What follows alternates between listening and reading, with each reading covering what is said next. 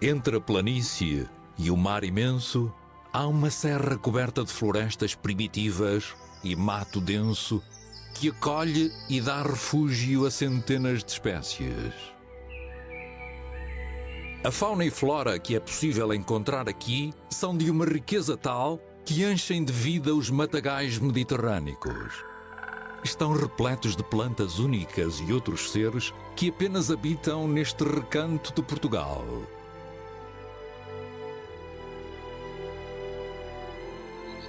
Há aqui segredos que é urgente revelar de uma história geológica riquíssima que termina banhada pelas águas do oceano. A Rábida, da serra ao mar.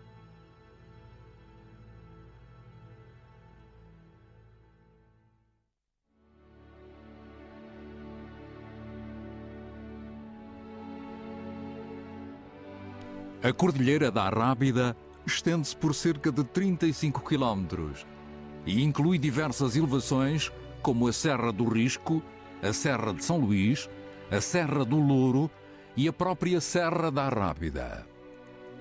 O maciço da Rábida, que no seu ponto mais elevado pouco ultrapassa os 500 metros de altitude, começou a ser formado no Miocénico há cerca de 18 milhões de anos. Mas as suas rochas mais antigas datam do Jurássico Inferior, que ocorreu há 200 milhões de anos, quando o mar começou a invadir a margem ocidental ibérica.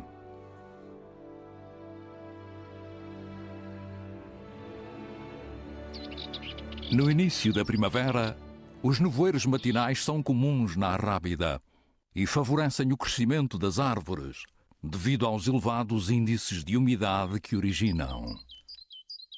Na vertente sul da Rábida há povoamentos de bosque mediterrâneo, uma relíquia com características que são similares às do último período glaciar. Algumas áreas, como a mata coberta ou a do solitário, mantêm-se praticamente inalteradas. Até ao século XIX ainda era possível observar lobos e veados na Rábida. Mas hoje é no coberto vegetal que encontramos as heranças de um passado longínquo. Alfarrobeiras, carvalhos centenários, medronheiros, loureiros. E há mesmo espécies arbustivas que, ao fim de décadas de crescimento, atingem o porte de árvore, como este carrasco, um dos maiores de que há conhecimento na Europa. Muitos arbustos e árvores têm resistido aos fogos esporádicos que afetam áreas importantes desta serra. Em 1976, a serra foi classificada como reserva biogenética e deu origem ao Parque Natural da Rábida. A abundância de vegetação proporciona abrigo e alimento a várias espécies de aves. O pisco de peito ruivo e o chapim real são das mais comuns nestas paragens.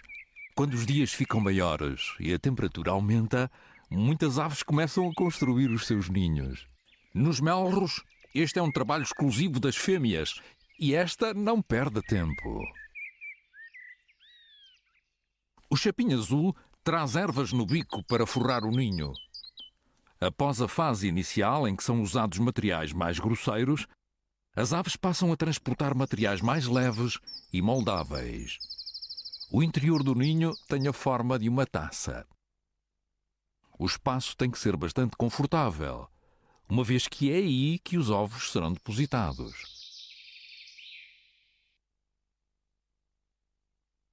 Este trabalho pode durar cerca de 2 semanas, mas é de tal modo importante que uma boa parte do êxito reprodutor depende da qualidade dos ninhos.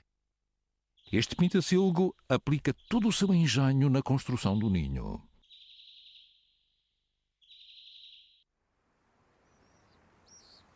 A região é povoada por um dos carnívoros mais comuns na Península Ibérica, a raposa. Durante o dia, esta fêmea abriga-se na sua toca com vista para o mar, mas também faz pequenas incursões para caçar.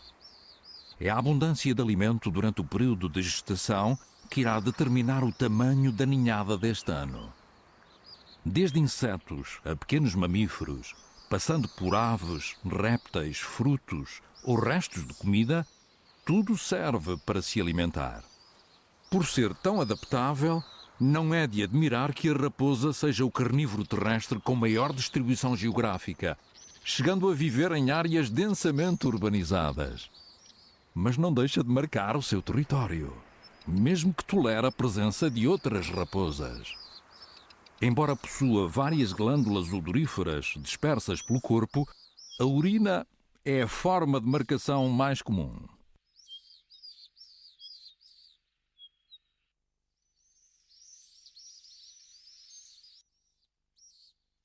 Nas arribas viradas ao mar, o trovisco do espichel, Euphorbia pedroy, já se encontra florido. Esta planta foi cientificamente descrita e classificada há apenas uns 15 anos, em homenagem ao botânico José Gomes Pedro, que a descobriu em meados do século passado, sendo uma espécie endémica da região, única no mundo. Só existe na Arrábida. Esta é outra eufórbia, Euphorbia caraceas. É uma parente próxima do trovisco e uma das plantas mais comuns nas falésias.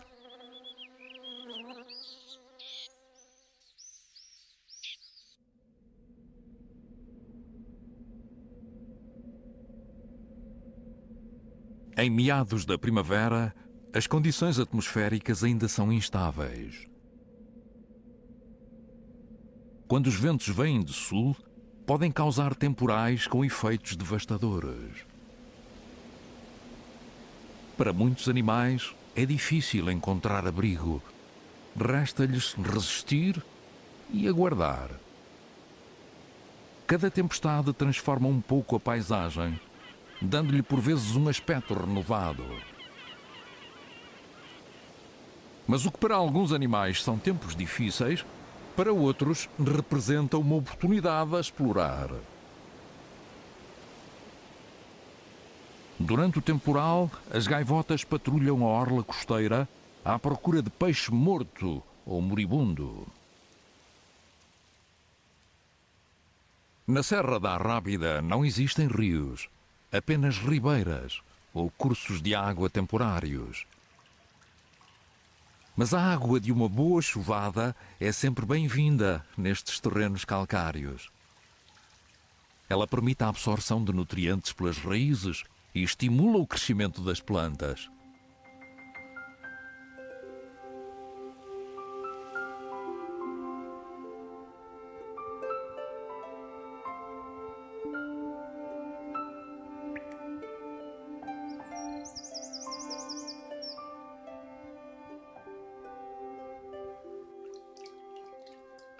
Quando a chuva termina, formam-se pequenos charcos. Alguns animais noturnos não hesitam em sair dos seus esconderijos em plena luz do dia e deslocam-se pelas áreas mais escuras da floresta. Uma salamandra de pintas amarelas, um anfíbio muito comum nas áreas mais arborizadas da serra. O sapo comum aproveitou também o dilúvio para se movimentar e procurar alimento. Em breve irá acasalar. E é fundamental estar em boa forma, pois a competição é grande. E as pausas para a alimentação são curtas, ou então inexistentes. O mais forte e resistente terá o prémio de transmitir os seus genes. Após o temporal, o terreno e a vegetação ficam molhados. E são ideais para os anfíbios se movimentarem, pois a sua pele necessita constantemente de umidade. O chapim azul aproveita uma poça e acompanha uma toti negra nas tarefas de higiene. Uma vez terminada a construção do ninho, tem início o período de incubação. E há que manter a plumagem em bom estado. Um banho assim à porta de casa torna-se irresistível. Outros vizinhos da floresta também utilizam a poça. Este estorninho não se faz rogado e aproveita para tomar banho. À medida que a primavera avança na Arrábida, os campos da vertente norte vão ficando cobertos de flores. Entre a vegetação rasteira destacam-se várias espécies de orquídeas, como a Ophrys tendedrinifera ou a Ophrys lutea.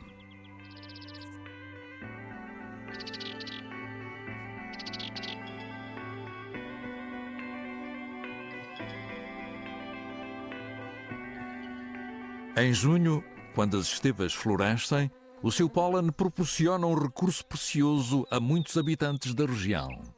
As abelhas conseguem alimento. A planta assegura a sua descendência. E esta aranha caranguejo das flores conseguiu alimento para vários dias. Com o aumento da temperatura, as borboletas são mais numerosas e as plantas competem para atrair a sua atenção.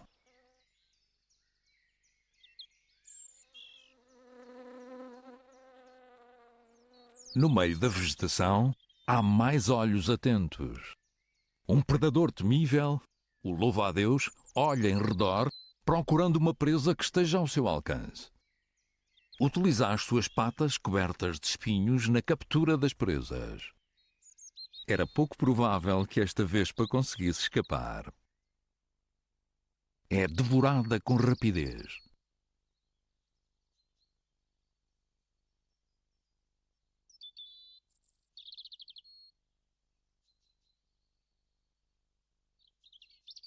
Depois da refeição, há que limpar as armas e deixar tudo preparado para não falhar na próxima caçada.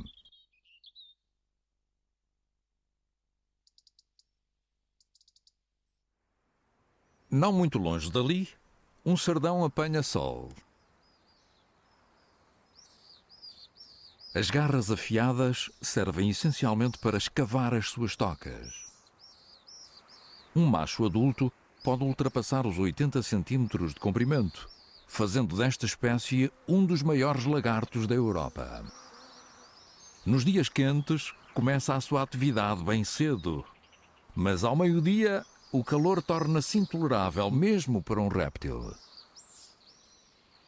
O sardão é um predador ativo. Alimenta-se essencialmente de insetos e outros invertebrados, mas não hesitará em comer as crias de uma ave se encontrar um ninho no solo. Vai beber alguns goles numa poça deixada pela chuva. Mas tem de se manter atento. O perigo pode espreitar de cima.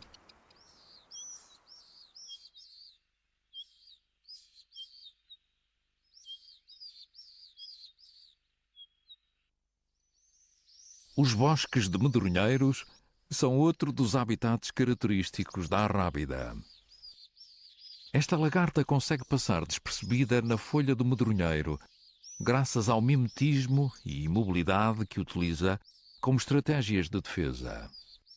Quando completar a metamorfose, a borboleta do medronheiro será a maior borboleta diurna da Europa. Por agora consome exclusivamente folhas de medronheiro e tem um apetite voraz. Está na hora de iniciar a metamorfose. E é fundamental escolher um local abrigado para se transformar em crisálida. Nestas imagens aceleradas, vemos as alterações morfológicas que acontecem ao longo de cerca de 18 horas. Nas próximas 2 semanas, irá transformar-se numa das borboletas mais belas de Portugal.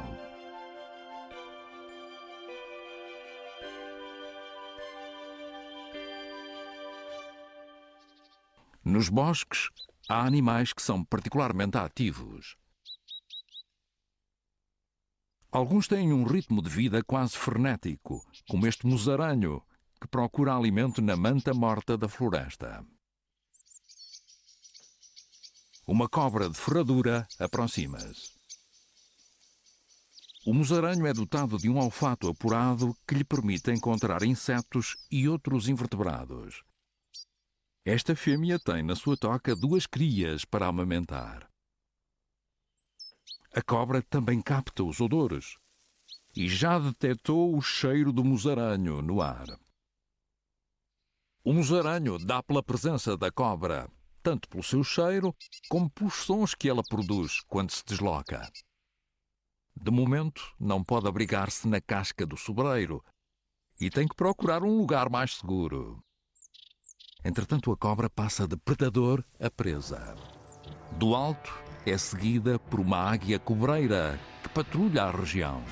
A cobra tem de montar o plano de fuga. A grande ave de rapina faz pequenos ajustes no voo antes de mergulhar em perseguição da cobra. Com mais de 1,80 m de envergadura, tem uma visão prodigiosa e detecta tudo o que se move no solo. Mas a cobra consegue iludi-la. Uma cavidade num tronco serve de refúgio por alguns instantes. Por agora, a cobra pode aguardar que o perigo passe.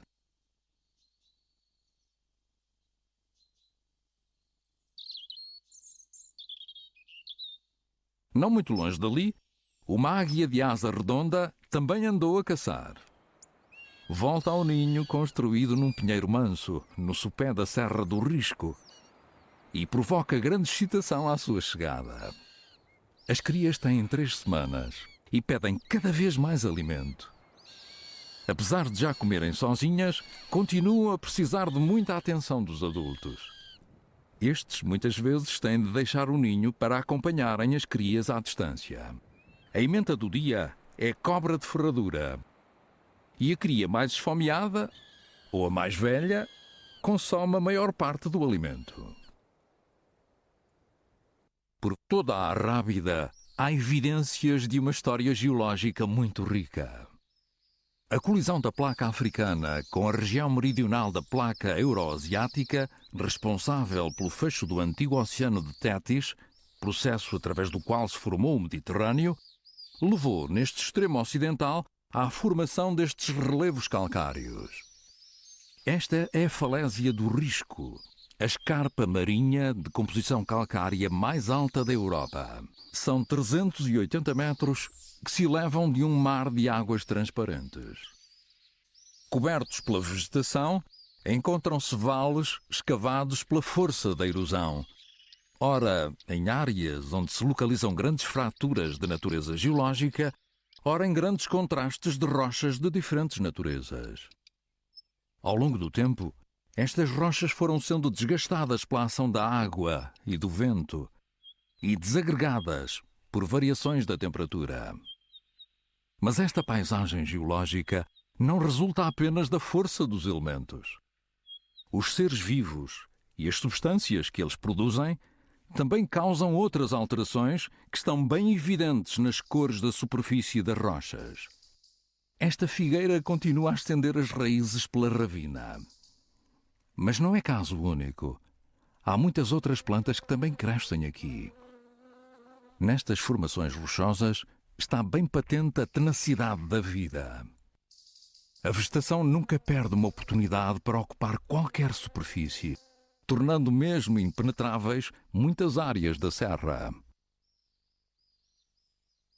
O efeito conjugado de todos estes fatores levou ao alargamento das grandes fraturas e à formação de diversos materiais novos.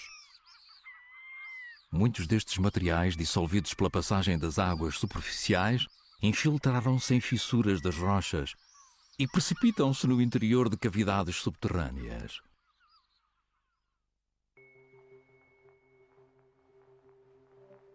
Entre a Rábida e o Cabo Especial, encontram-se algumas das grutas mais belas de Portugal.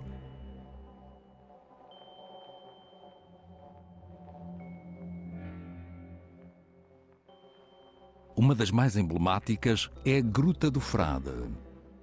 Começou a ser explorada em 1999 pelo Núcleo de Espeleologia da Costa Azul. Hoje é conhecida por ter várias passagens, galerias, salas e lagoas ao longo de 350 metros de extensão.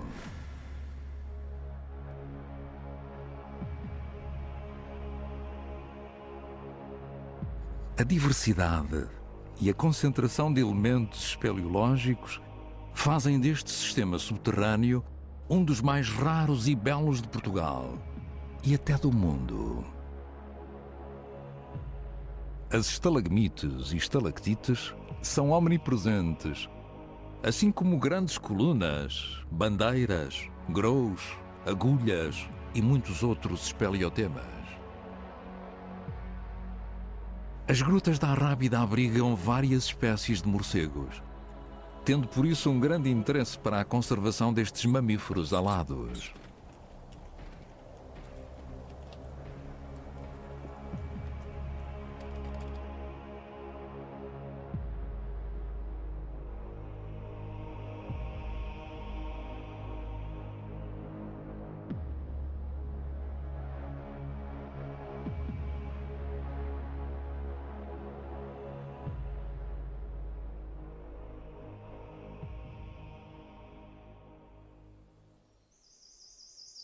Num pequeno bosque de carvalhos, as rosas albardeiras já floriram.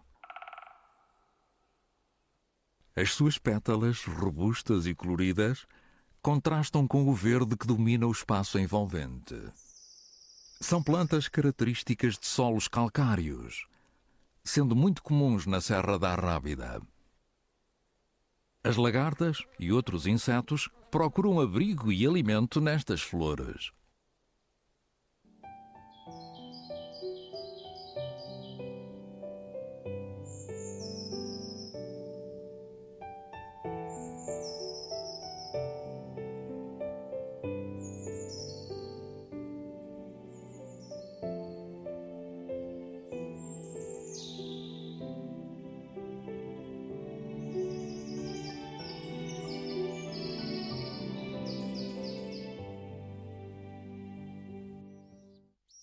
O ventre volumoso da raposa obriga a prolongar os momentos de repouso e indica que o nascimento das crias está para breve.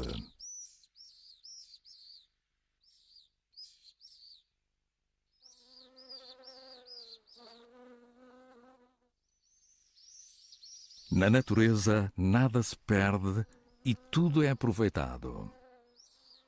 Depois de aparar uma bola de excrementos, o escaravelho do estrume empurrará com um objetivo muito concreto.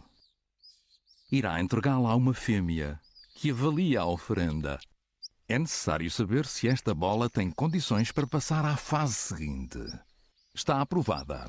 Será agora transportada para um lugar seguro no interior do solo, onde a fêmea depositará os ovos. Após a eclosão, as larvas minúsculas terão alimento suficiente para satisfazer as primeiras necessidades. Num terreno difícil como este, há que ser exigente. E a fêmea aperfeiçoa a bola com precisão e de forma criteriosa, para ficar o mais redonda possível. A determinação destes pequenos insetos é notável. E o seu instinto primordial de reprodução faz com que ultrapassem os obstáculos mais inesperados. Os melros já têm crias para alimentar. Este macho esforça-se no seu papel de progenitor dedicado. Embora ambos os membros do casal procurem alimento, é a fêmea que transporta mais presas para o ninho. Há muitas lagartas e outros insetos escondidos nas folhas. Depois de confirmar que não há perigo, a fêmea entra no ninho. As crias, com quase 2 semanas, estão sempre ávidas de alimento. As doses parecem nunca chegar. Mas se o alimento entra para o estômago das crias por um lado, tem que sair alguma coisa pelo outro. Assim, para manter o ninho limpo e sem cheiros, a progenitora trata de recolher os sacos fecais expelidos pelas crias. Um último olhar e é necessário partir. Ali ao lado, junto ao solo, há um ninho de cartacho. Com 4 crias para alimentar e um ninho que tem de estar limpo, o macho opta por levar o saco fecal para longe. O melro macho defende o território garantindo todas as condições para que a companheira possa cumprir as suas tarefas. Sem sobressaltos, a fêmea volta ao ninho com mais uma dose de lagartas e divide bem a refeição.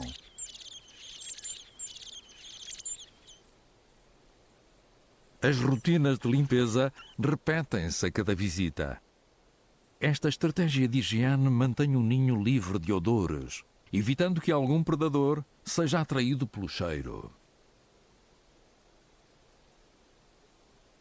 Apesar do frenesim da alimentação, é preciso conservar as penas em boas condições. E quando o calor aperta, não há nada como um bom banho para manter a forma.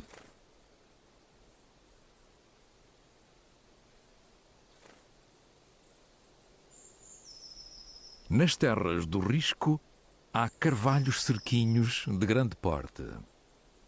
Na copa, com 20 metros de diâmetro, nidificam várias espécies de aves. Nos ramos mais elevados, com uma pequena porta para o exterior, vive um casal de chapins azuis. Enquanto a fêmea entra no ninho para alimentar as crias, o macho mantém-se à distância. Os dejetos das crias também são levados para longe do ninho. O macho bate as asas e tenta atrair a atenção da fêmea. Ele tem uma lagarta e quer entregá-la à fêmea, para ela a levar às suas crias. Mas parece que os sinais não surtem efeito na companheira. Tem que ser ele mesmo a levar o alimento para o ninho. Sempre atento, verifica se não há perigo antes de entrar no ninho.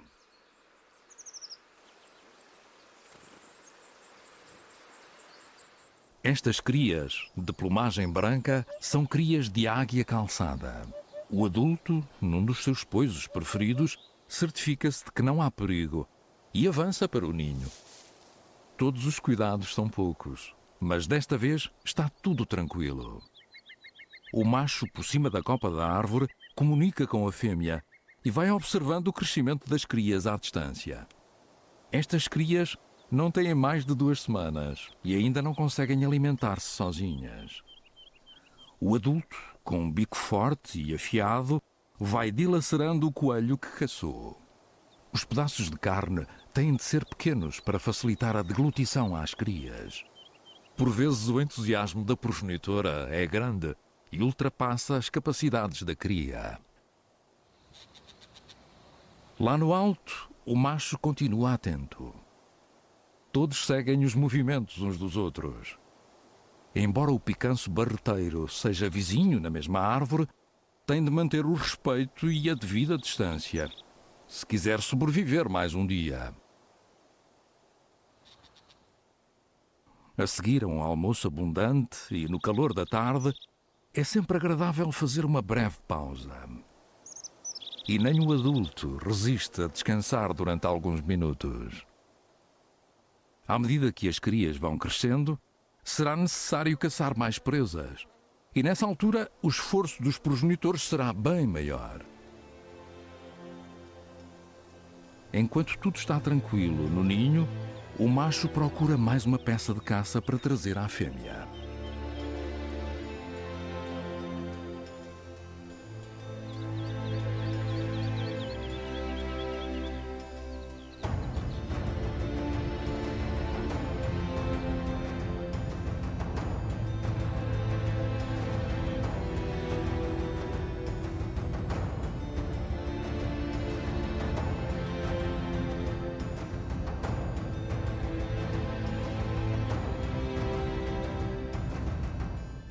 Ao largo da Arrábida, a diversidade de animais marinhos é enorme.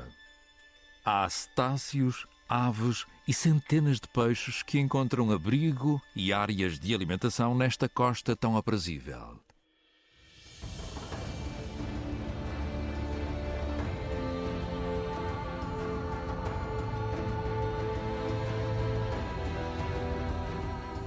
Estes são golfinhos comuns. E quando surgem os cardumes, põem em prática as suas estratégias habituais. As aves marinhas associam-se ao plano e começa a pescaria. No início do banquete e quando o cardume é grande, o frenesim é enorme. Aves e golfinhos disputam os melhores peixes. Os gansos patola mergulham do alto como balas.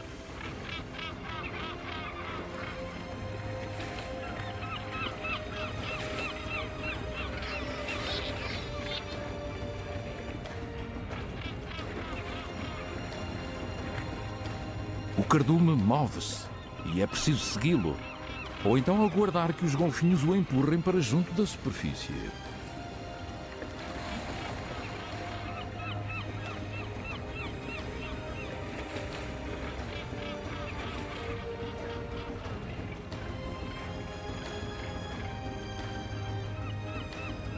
As gaivotas e os moleiros aproveitam o peixe que os outros desperdiçam.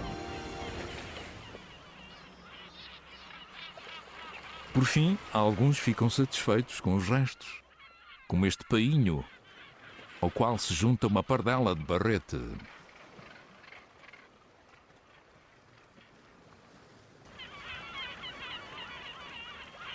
Abrigada dos ventos dominantes do norte e da ondulação de noroeste, a costa da Arrábida é conhecida pelas suas águas calmas e transparentes.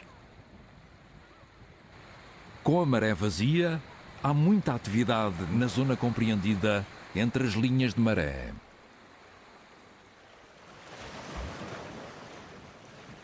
Este caranguejo procura alimento fora d'água. Apesar de ter brânquias, consegue permanecer fora d'água por longos períodos de tempo.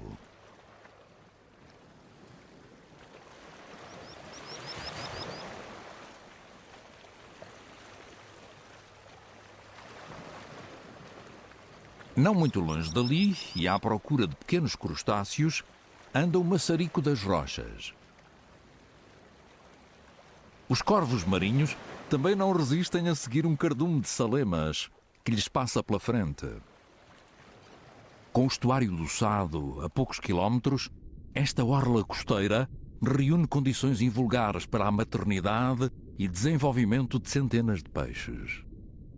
E em 1998, toda esta linha de costa foi classificada como área protegida, dando origem ao Parque Marinho Luís Saldanha. E os fundos estão a ficar povoados de invertebrados, como esta santola, que, camuflada pelas algas, vai patrulhando os rochedos. Em muitas áreas, os fundos estão cobertos de anémonas, e as reentrâncias mais pequenas abrigam numerosos belénios e cabozes.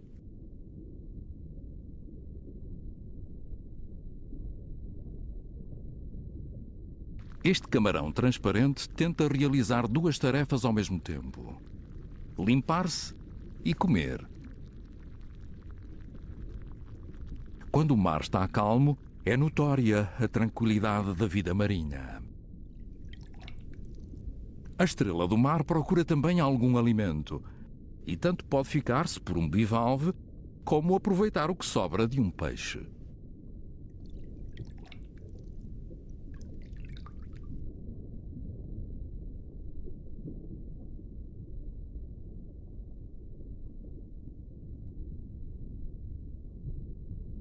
Este polvo observa da sua toca os cardumes que passam nas imediações.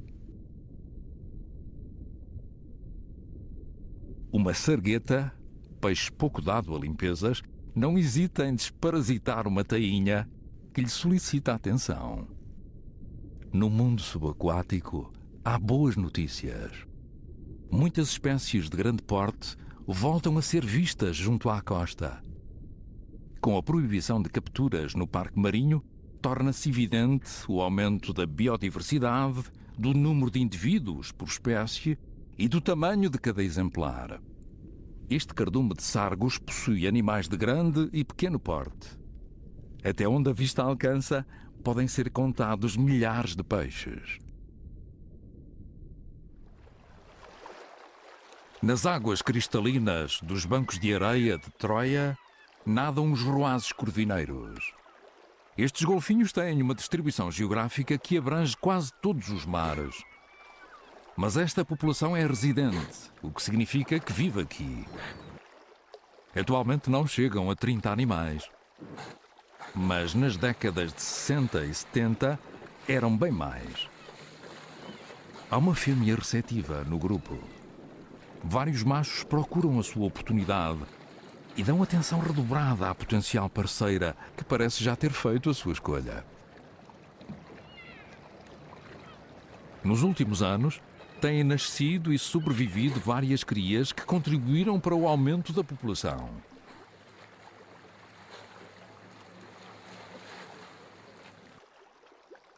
Deitada de ventre para cima, a fêmea faz-se de morta e espera que o companheiro se aproxime dela. Por vezes, estes golfinhos residentes são vistos na companhia de ruazes corvineiros que vivem no oceano. E isso é benéfico para esta população, uma vez que previne problemas de consanguinidade. As pessoas mais idosas ainda se recordam do tempo em que os golfinhos subiam o Sado até Alcácer do Sal. Quando acham oportuno, vêm caçar ao mar, acompanhados pelas suas crias.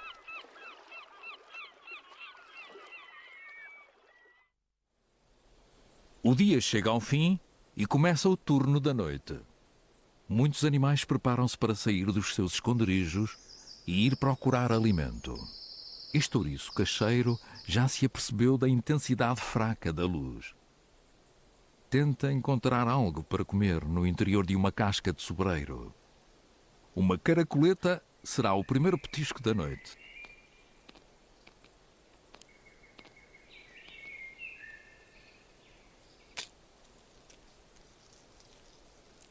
Quando percorrer os campos agrícolas, o banquete de caracóis será bem maior. A coberto da noite, as raposas iniciam a sua ronda de marcações territoriais. É sempre difícil estimar o número de raposas que vive numa certa região. Sabe-se que o tamanho das populações está relacionado com a abundância de alimento. Se houver um grande número de presas, é provável que mais crias atinjam a maturidade.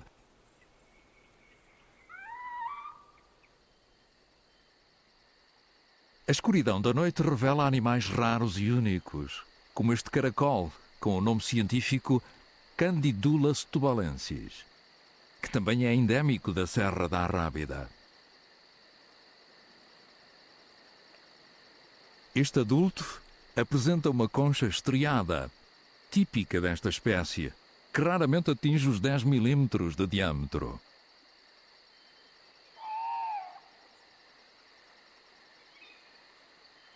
Ainda se sabe muito pouco sobre a biologia e ecologia deste verdadeiro tesouro da Arrábida.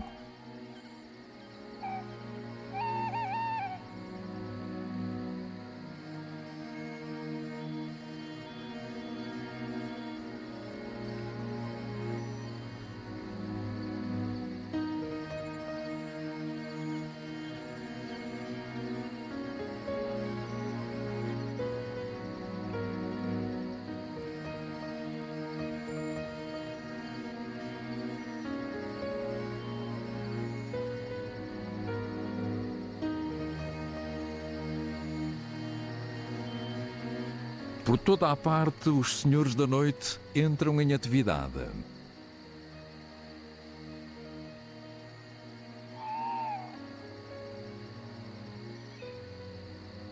O sapo corredor aguarda imóvel por uma presa potencial.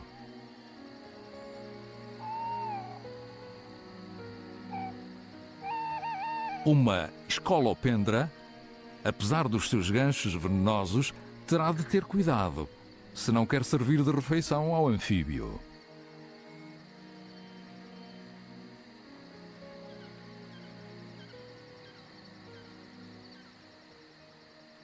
Começa a amanhecer e uma osga moura dirige-se para o seu abrigo, mas o caminho pode estar cheio de perigos.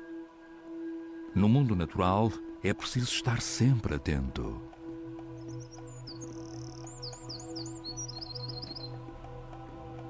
A cobra rateira é o maior ofídio da Europa. Pode atingir os 2 metros de comprimento. E reparou na relativa descontração da osga. Poderá estar à vista a refeição que lhe dará energia para os próximos dias. Com o agitar da língua fora da boca, a cobra consegue seguir o rastro que a osga vai deixando no terreno.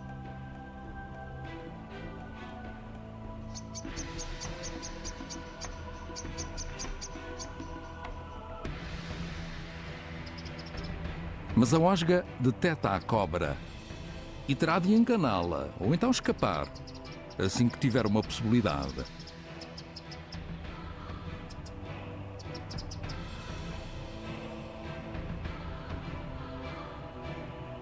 Como acontece em muitas das suas tentativas de caça, a cobra rateira saiu mais uma vez frustrada. Mas apesar do fracasso, não lhe faltam presas por estas paragens e terá certamente uma nova oportunidade para se alimentar. As crias de águia calçada começam a mostrar a plumagem adulta. Completaram agora 35 dias e resta-lhes apenas alguma penugem juvenil na cabeça e na região ventral. Já conseguem comer sozinhas, mas continuam a preferir uma refeição dada pela progenitora. A base da dieta deste casal são coelhos, lebres, perdizes e outras aves pequenas.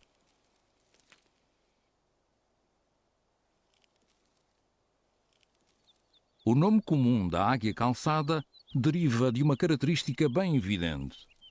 As penas cobrem-lhe completamente as patas. Esta ave de rapina serve-se das garras fortes e do bico ágil para extrair as partes moles da presa. As partes duras e os ossos também são aproveitados.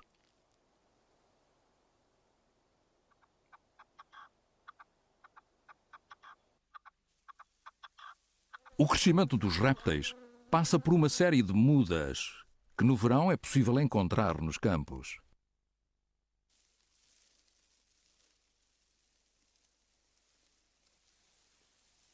A pele antiga começa a rasgar-se e, depois de alguma fricção, fica presa nas irregularidades do solo, como aconteceu à desta cobra rateira.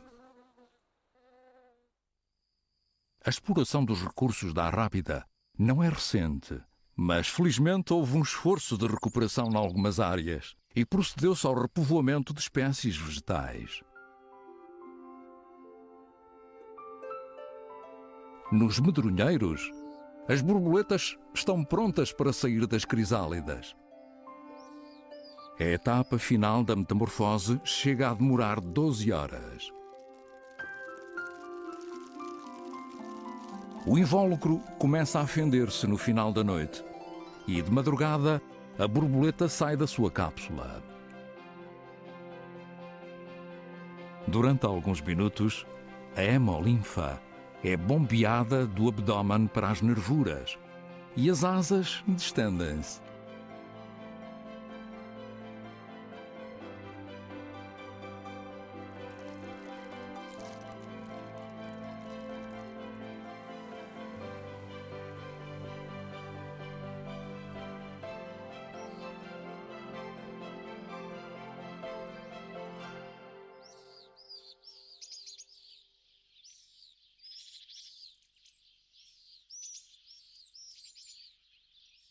Mas antes de iniciar este novo ciclo, a borboleta do medronheiro precisa do sol para se aquecer.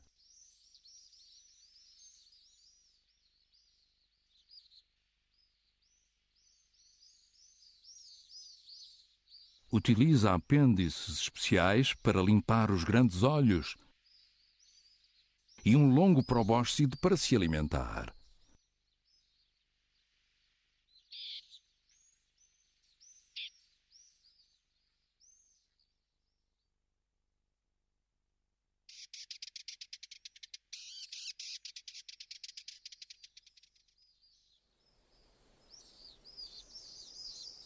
O verão está a chegar ao fim.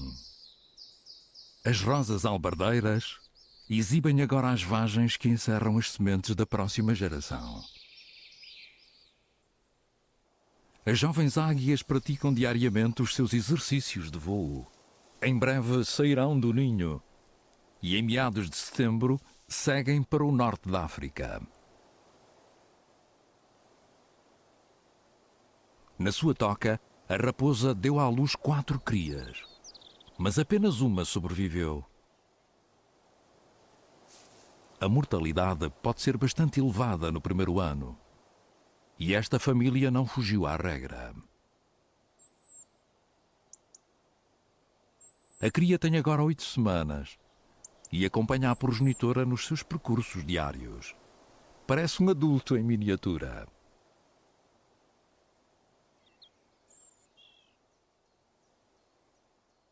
Há um mundo para explorar à volta da sua toca. É necessário conhecer as presas, os perigos potenciais e o território onde permanecerá durante mais alguns meses.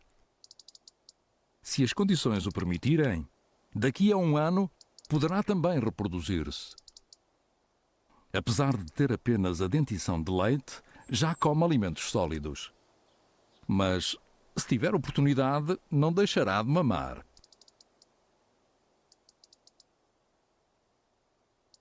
Na natureza, uma raposa raramente atinge os 8 anos de idade. À medida que o outono se instala, o matagal mediterrâneo proporciona alimento e proteção a um grande número de espécies. Para alguns animais, é tempo de procurar abrigos que resistam aos temporais do inverno que se aproxima. Para outros, o ciclo termina aqui. A Serra da Arrábida é um lugar belo que encerra um património natural único, pelo que nunca será demais salientar a importância da sua conservação e garantir às gerações futuras este legado tão valioso. É este tesouro vivo que a Associação de Municípios da região de Setúbal, as câmaras municipais de Palmela, Sesimbra e Setúbal e o Instituto da Conservação da Natureza e Florestas pretendem inscrever na lista de Património Mundial da Unesco.